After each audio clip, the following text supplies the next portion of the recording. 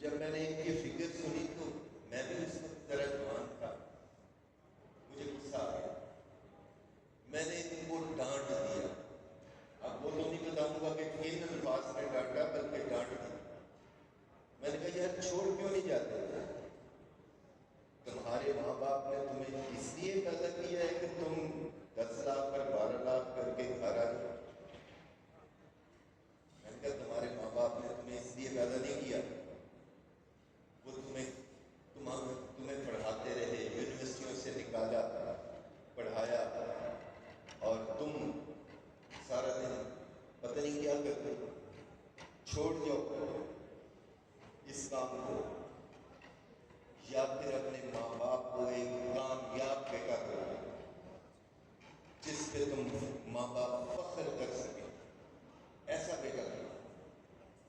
کہتے جی نہیں ہم کام کریں گے، بڑی محنت کریں گے۔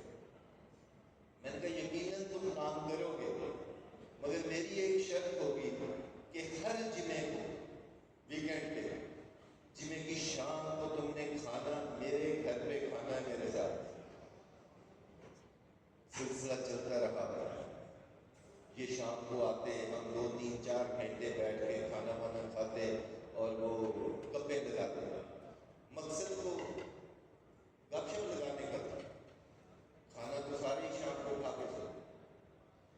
یہ سلسلہ چلا تو اللہ کا کرم ہوا کہ چند سال نہیں گزرے تھے تو ان کے سرور نے 1400 بندہ فیصل آباد سے ریکروٹ کر دیا۔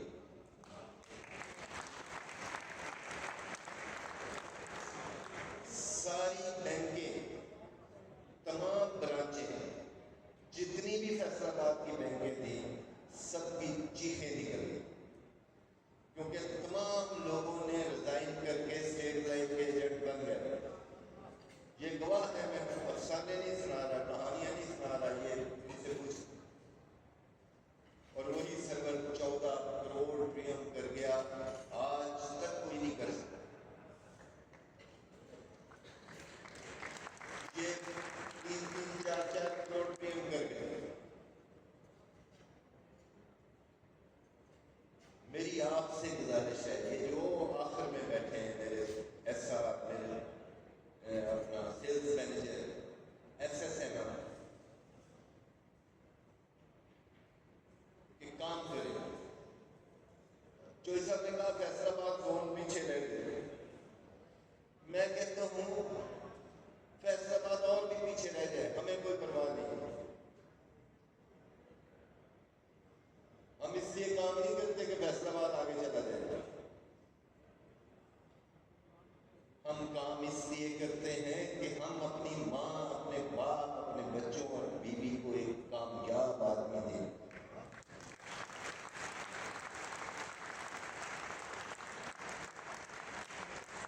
یہ رمضان شاہد جب